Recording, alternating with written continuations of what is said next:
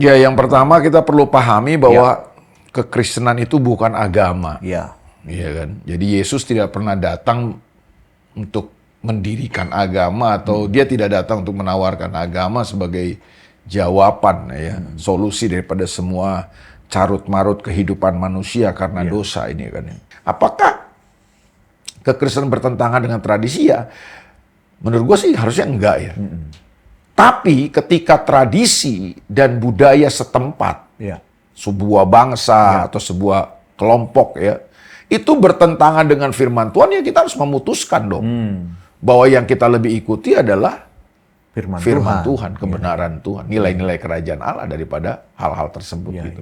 Kita harus keluar dan menyiapkan sebuah pola pikir, sebuah cara pandang yang baru untuk kita bisa menghidupi kekristenan. Kalau kita nggak bisa punya pola pikir dan cara berpikir yang baru, pola pikir baru, cara pandang yang baru, kita agak sulit untuk menghidupi kerajaan Allah ini. Ya.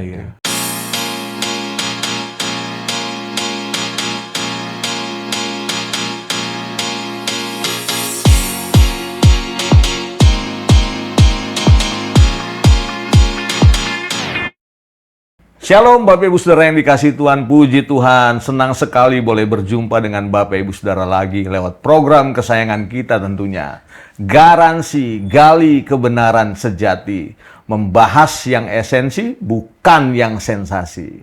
Nah, hari ini ketika Garansi hadir di ruang-ruang saudara, saya percaya akan membawa keseimbangan dalam hal kita melakukan dan merenungkan firman Tuhan, supaya hidup kita semakin hari semakin berpadanan dengan firman Tuhan. Dan hari ini tentunya saya masih ditemani oleh seorang hamba Tuhan yang setia dalam program ini, yaitu Pastor Elia Duta Makaraung. Apa kabar Kael? Puji Tuhan, baik Bet. Haleluya. Haleluya ya kan. Semangat Selalu ya. Walaupun kondisi cuaca kita nih berubah-ubah terus nih. Ya, kurang bersahabat hari-hari ini ya. Tapi kita tetap percaya Tuhan setia. Tuhan setia dan baik, selalu baik. Ya, hari ini kita mau angkat topik yang menurut gue penting nih Kak. Apa nih Ben? Kan secara umum kan masyarakat kita, utamanya di Indonesia ya, kita tinggal di negeri tercinta ini. Masyarakat kita tuh secara umum adalah masyarakat yang menjunjung tinggi kearifan lokal. Ya kan, kalau kita ke daerah-daerah. Itu bahasa sekarangnya kearifan lokal, whatever lah itu ya. Bahasa umumnya. Ya, menjunjung tinggi adat istiadat, tradisi, budaya setempat lah. Gitu kan ya. Sekarang kan lebih keren kearifan lokal ya. Nah, sekarang jadi pertanyaan adalah gini, seberapa penting dan apakah ada batasan gitu ya antara yang disebut tadi kearifan lokal, adat istiadat, budaya lokal setempat, sepanjang nggak bertentangan atau mungkin harus selaras dengan firman Tuhan gitu. Kan ada bagian-bagian tertentu yang misalnya setelah gue pelajari dan ketemu orang-orang di daerah gitu, nggak semua juga kok adat istiadat yang berlawanan firman Tuhan misalnya gitu ya. Tapi ada juga yang berlawanan, misalnya terlalu berlebihan gitu. Untuk hal itu gimana kayak menjelaskannya kepada pemirsa kita di Garansi nih? Ya, yang pertama kita perlu pahami bahwa kekristenan itu bukan agama. Iya kan. Jadi Yesus tidak pernah datang untuk mendirikan agama atau dia tidak datang untuk menawarkan agama sebagai jawaban ya, solusi daripada semua carut-marut kehidupan manusia karena dosa ini kan. Jadi itu yang pertama kita perlu pahami, bahwa Tuhan Yesus datang ke dalam dunia ini, dia tidak mendirikan atau tidak membangun agama. Tapi dia membangun kerajaannya. Ya, kerajaan itu kan bicara tentang sistem pemerintahan. Jadi dia tidak membawa sorga, tapi dia membawa sistemnya pemerintahan di sorga ke bumi ini, supaya di bumi ini hadir pemerintahannya, hadir kerajaannya ya. Ya tentu siapa yang menjadi rajanya ya Tuhan Yesus sendiri yang menjadi rajanya, yang memerintah hidup kita. Nah itu pertama yang perlu menurut gua kita sungguh-sungguh pahami ya kan. Ini memang udah berulang kali kan kita sampaikan bahwa kekristenan itu bukan agama. Nah itu sebabnya, karena kekristenan bukan agama, jadi sebenarnya kalau menurut gua kekristenan harusnya bisa sesuai, bisa relevan dengan kehidupan semua manusia, dari segala bangsa, dari segala suku, kaum dan bahasa. Bahkan kalau di Alkitab kan kita lihat bahwa nanti di dalam kekekalan, ya kan, khususnya di kitab Wahyu ya, itu banyak sekali kan kita membaca bagian-bagian dari kitab Wahyu bahwa dalam kekekalan di sorga nanti itu semua orang dari segala suku, kaum dan bahasa ada di hadapan Tuhan, menyembah Tuhan bersama dengan Tuhan. Jadi nanti dalam kekekalan kita dari berbagai macam suku, bahasa, kaum, dan bahasa. Ya kan? Jadi menurut gue kekristenan adalah lintas bangsa, lintas suku, lintas budaya. Karena dia lintas bangsa, lintas suku, dan lintas budaya, harusnya kekristenan tidak bertentangan dengan budaya atau bangsa, budaya bangsa di mana kekristenan itu ada. Ya kan? Ada dan diterima tentunya. Iya, dipercayai, ya kan? Dihidupi.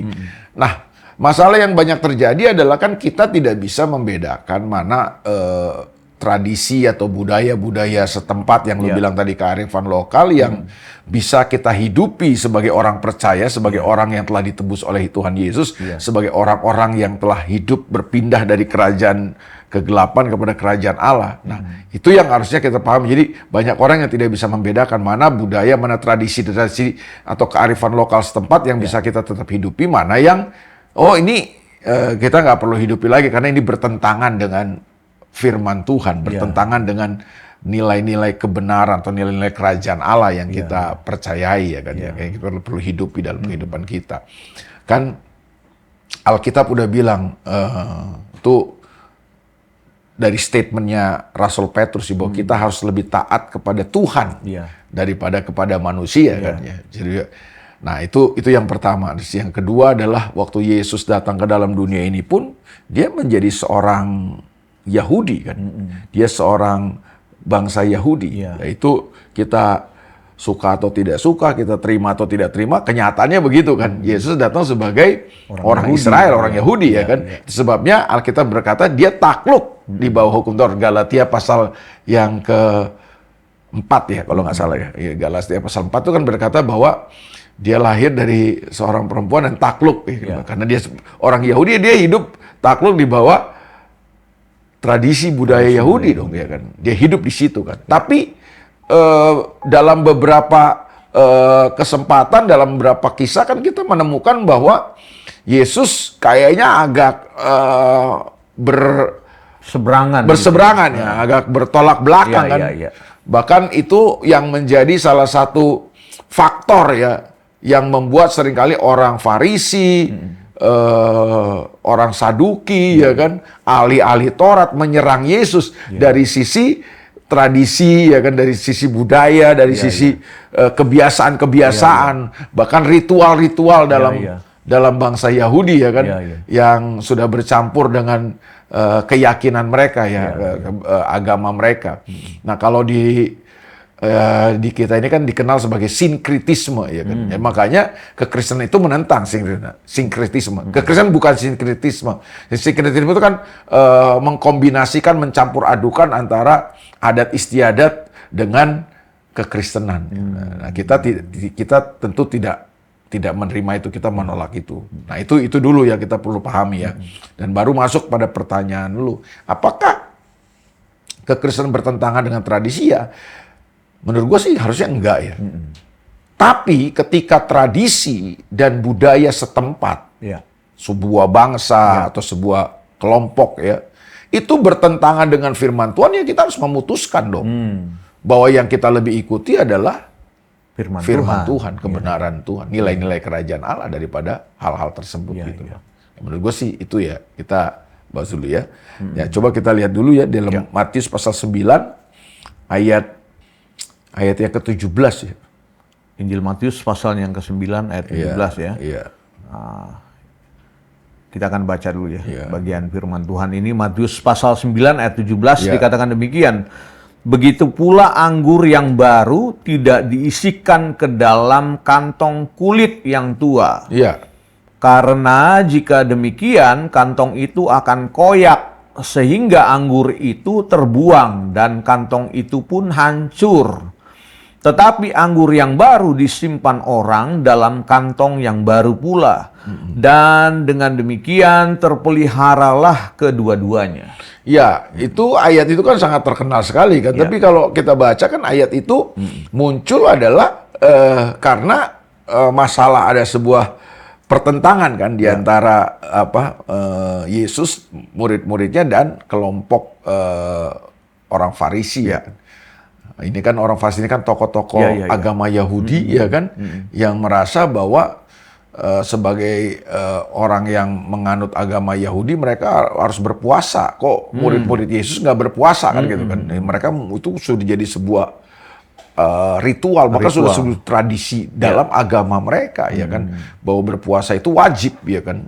Mungkin ada waktu-waktu tertentu yang memang mereka haruskan wajib, tapi kok mereka perhatikan murid-murid Yesus ini kok tidak berpuasa. Lalu makanya mereka komplain sama Yesus, kenapa murid-muridmu tidak berpuasa? Sementara kan dalam tradisi agama Yahudi, puasa itu adalah sesuatu yang wajib. Ya kayak ya kayak kita lihat ya saudara-saudara kita kan ada waktu-waktu yang harus wajib ya untuk semua penganutnya untuk berpuasa. Ya. Lalu Yesus menjawabnya dengan itu kan, ya kan. Salah satu ayatnya itu yang tadi kita udah baca ya, bahwa anggur yang baru tidak bisa diisi dalam kirbat yang lama ya. Anggur yang baru itu cuma bisa diisi kulit yang tua ya. Kalau anggur baru itu harus diisi dalam kirbat yang baru katanya. Kantong yang baru. Nah, yang Yesus datang kan dia membawa sesuatu yang baru, ya kan.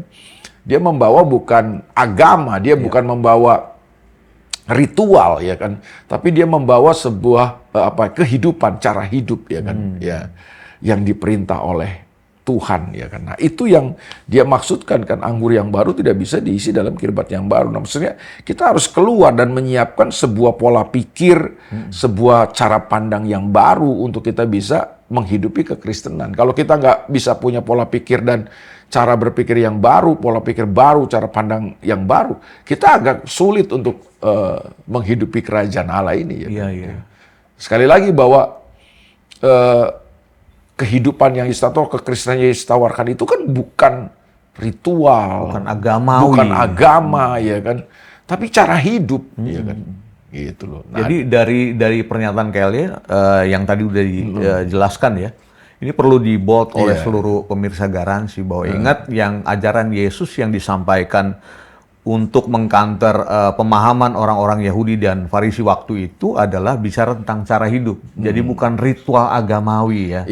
Jadi itu harus kita mengerti dulu. Nah kadang-kadang nih Kak, ini dalam kehidupan jemaat, ritual agamawi itu lebih disukai ketimbang cara hidup. Kayak ya jangankan Yesus dengan orang Yahudi yang waktu itu ya berseberangan pengajarannya. Di kekristenan pun kita lebih begitu. Lu nggak doa, lu harus puasa dong. Nah gitu, ini makanya kan. Lu baca ya dalam Lukas pasal 5 ayat 39. Nah itu kan tadi, ini ayat paralel dengan yang tadi. Mungkin lu baca dulu dari ayat 37 dah.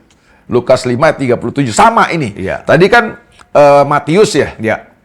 Matius 9. Nah ini versi Injil Lukas ya. Ini lebih bagus nih kalau menurut gue ya. Versi Injil Lukas pasal 5 nih. Ayat 37. Lukas pasal yang kelima ayat 37. Demikian kata firman Tuhan. Demikian juga tidak seorang pun mengisikan anggur yang baru ke dalam kantong kulit yang tua. Karena jika demikian anggur yang baru itu akan mengoyakkan kantong itu dan anggur itu akan terbuang dan kantong itu pun hancur. Terus ayat 38? Ayat 38, tetapi anggur yang baru harus disimpan ke dalam kantong yang baru pula. Ayat 39. Dan tidak seorang pun yang telah meminum anggur tua ingin meminum anggur yang baru, sebab ia akan berkata, anggur yang tua itu baik. Gue jelasin dulu nih, Bel. Nah, ayat 37, anggur baru tidak bisa disimpan dalam kantong kulit yang lama, yang tua. Karena jangan-jangan anggur yang baru itu akan mengoyakkan kantong itu dan anggur itu akan terbuang dan percuma. Anggur yang baru harus disimpan dalam kantong yang baru. Nah, waktu gue pelajari kata ini, ada dua kata nih dalam bahasa Yunani. Teks asli Perjanjian Baru kan bahasa Yunani ya. Ada dua kata tuh tentang kata baru ya kan. Ada neos, ada kainos. Oh, ada neos, ada kainos ya. Neos itu baru yang benar-benar baru. Fresh. Iya. Jadi sesuatu yang baru yang belum pernah ada lu. Ya, misalnya lu beli mobil nih. Lu belum pernah punya mobil gitu kan. Nah, lu beli mobil baru, ya kan. Nah, itu neos tuh, mobil itu baru. yang lu beli itu kan, itu Neos dipakainya. Kenapa? Karena lu belum pernah punya mobil, Ya. lu nggak pernah ada mobil. Nah sekarang ada mobil nih, lu punya mobil. Nah mobil yang lu punya itu baru kan. Nah baru di situ itu Neos dipakai.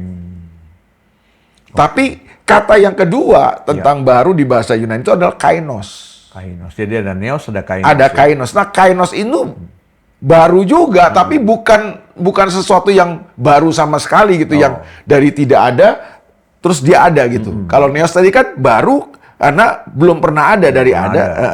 Nah kalau Neos, kalau kainos itu adalah sesuatu yang baru tapi bukan tidak pernah ada gitu. Dari yang ada lalu dibaharui. Oke. Nah misalnya mobil lu tadi itu yang baru itu yang Neos tadi itu, lu pakai nih udah 4 tahun 5 tahun kan udah usang dong ya kan, catnya mungkin udah mulai pudar ya kan, mungkin ada bagian yang udah mulai karat segala macem, spare part yang udah mulai rusak. Nah lu masukin bengkel, lu perbaiki ya kan, lu repairing lagi, lu cat ulang, lu detailing ya kan, wah lu poles segala macem gitu kan, jadi mengkilat lagi catnya, jadi kinclong lagi, spare partnya lu ganti, bahkan lu dandain mobil, jadi kelihatan baru kan.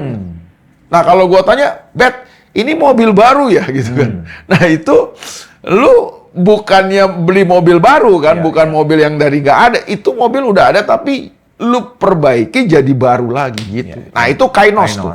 Nah ayat ini waktu Yesus berkata anggur yang baru itu Neos.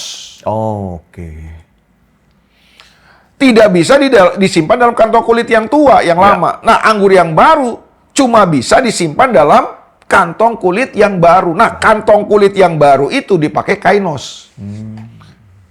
Jadi lu nangkep nggak nih maksudnya? Iya. Jadi Tuhan tuh mau kasih anggur baru. Ya. Cuma anggur baru itu nggak bisa ditampung, disimpan dalam kantong yang lama. Dia mesti disimpan dalam kantong kulit yang baru. Ya. Bukan kantong kulit yang nggak pernah ada. Tapi kantong kulit itu ada lalu kemudian diperbarui. Nah itu yang bisa nampung. Nggak harus baru, tapi dia mesti diperbarui gitu. Iya.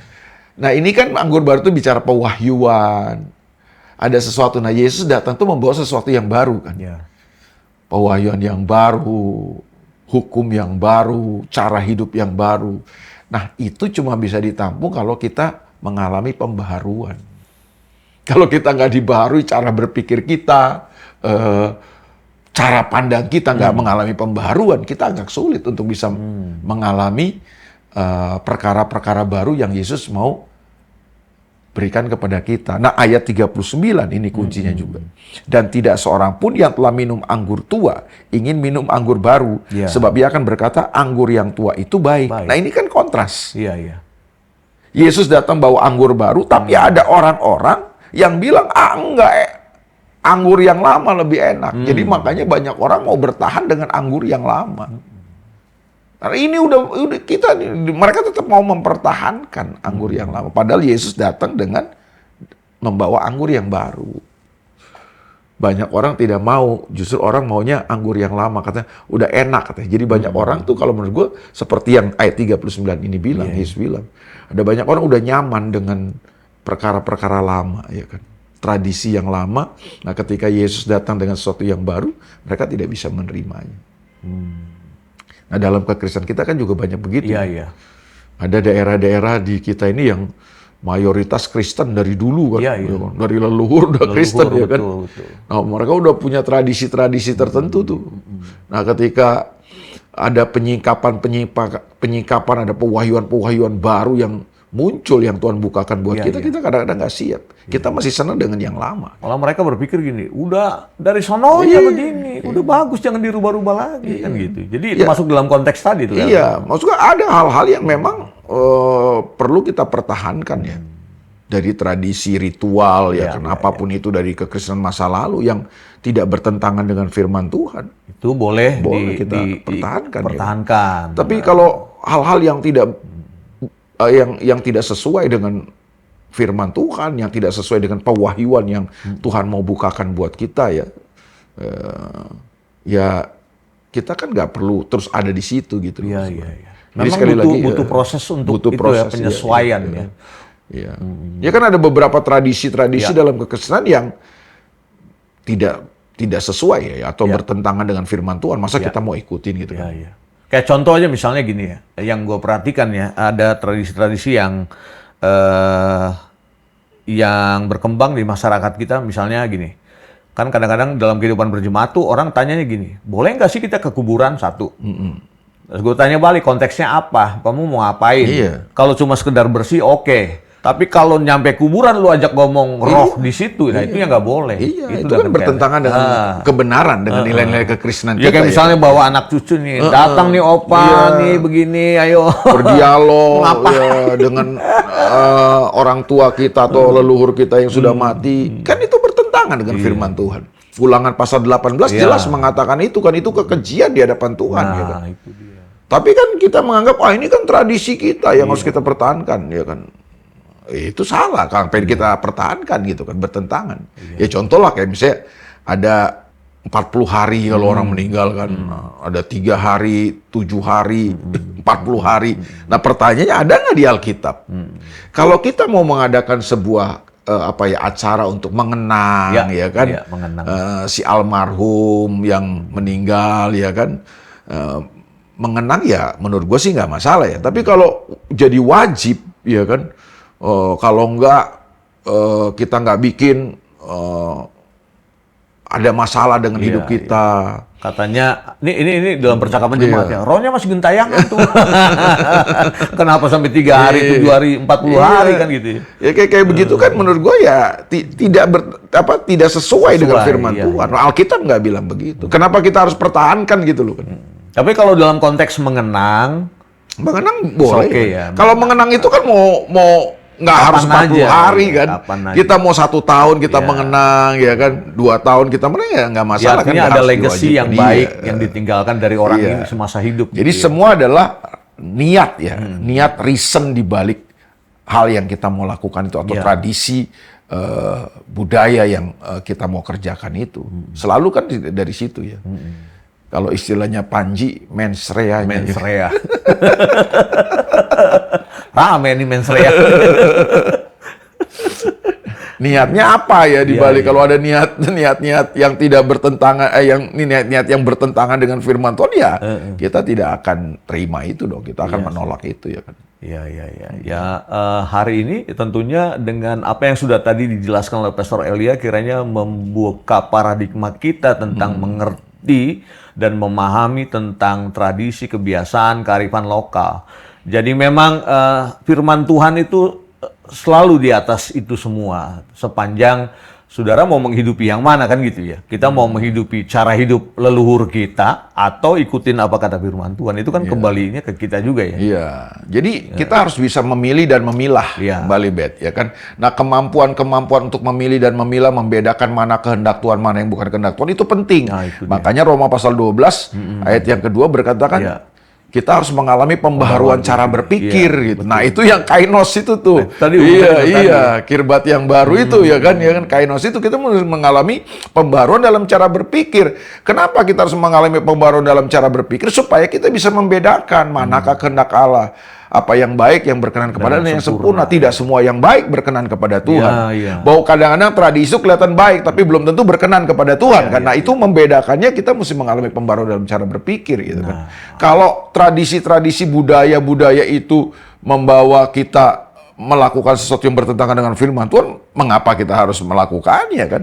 Tidak melakukannya bisa nggak? Ya bisa dong. Karena tidak sesuai dengan firman Tuhan. Kalau ada tradisi atau budaya, ritual, kebiasaan-kebiasaan yang sesuai dengan firman Tuhan, kenapa tidak kan? Kita juga jangan arogan kan, jangan menentang mati dong ya, karena fanatisme berlebihan dari kita yang kadang-kadang juga kalau menurut gue sih karena kita nggak paham juga firman Tuhan ya kan. Jadi kalau tradisi, nilai-nilai budaya menghormati orang tua ya kan, sungkem kepada orang tua menurut gue sih itu. Karena itu di masyarakat kita masih ada dan itu baik ya. Karena Alkitab bilang kan hormati orang Iya, tuamu ya kan ya kan. Tapi menghormati orang tua kan nggak harus dengan cara kita kemudian datang ke kuburnya, Nah, itu. berdialog ya kan, terus kita bawa sesuatu ke kuburan. Orang sudah mati kok. Kan tidak ada Kalau hubungan mau lagi. lakukan itu masih hidup. Iya, waktu orang tua kita masih hidup lah kita hormati, kita mengasihi, kita memperhatikan dia kan gitu. Jadi saya berharap kita semua tentunya dengan menyaksikan program Garansi Bahasan kali ini tentang tradisi dan kebiasaan kiranya mendapat tempat di hati saudara-saudara semua dan cara pandang kita mengalami pembaruan gitu ya Kak El ya. Iya, Sesuai dengan ya firman Tuhan. termasuk ya ada beberapa ritual-ritual, tradisi-tradisi dalam gereja masa kini juga yang menurut gue juga kita kalau kita tidak hati-hati ya kita bisa sulit ya untuk bisa membedakan mana kehendak Allah, mana yang baik, apa yang berkenan, yang sempurna. Iya. Contoh kayak dulu kan ya tradisi gereja ya udah ada mesti begini ya. Kita harus kembali bisa memilih dan memilah. Itu kalau hal-hal yang substansi, esensi ya kita harus hidupi. Tapi kalau bukan esensi, substansi dan ya ada banyak hal yang mungkin bisa membawa kita tidak sesuai dengan firman Tuhan kan bisa kita tolak juga ya. Iya. Tentu dengan cara-cara yang sopan Iya. menolaknya juga. Jangan sampai frontal nih. Oh, kita bilang begini nggak bisa. Ya nggak begitu juga kali. Dialoglah yang baik ya. Dari dengan saudara menonton tayangan Garansi dalam episode-episode ini atau ke depan nanti, saya berharap kita semua tentunya berharap kita semakin cerdas dalam mengaplikasikan firman Tuhan sehingga hidup kita selaras dengan firman Tuhan. Gitu ya Kak ya? Iya. Tuhan berkati kita semua. Sampai jumpa di tayangan Garansi yang akan datang. Dan sebelum kita menutup program ini, kita akan berdoa untuk seluruh pemirsa Garansi. Mari kita berdoa, kita datang pada Tuhan. Bapak terima kasih buat firman-Mu yang berkuasa dan hebat yang kami baca, renungkan, bahkan kami mendapat satu pencerahan yang baru hari ini lewat hamba-Mu, Pastor Elia. Terima kasih Tuhan. Ajari kami untuk hidup selaras dengan firman-Mu, sehingga apa yang kami kerjakan, gerak hidup kami, semuanya mendatangkan kebaikan. Bahkan orang-orang yang punya pandangan yang keliru tentang menghidupi cara hidup yang lama, kami diubahkan Tuhan karena kami mengalami pembaruan dalam kehidupan ini. Terima kasih Bapa, terpuji nama-Mu, berkat-Mu atas umat-Mu dalam nama Yesus, haleluya. Amin. Sampai berjumpa dalam program Garansi yang akan datang. Tuhan Yesus memberkati kita semua.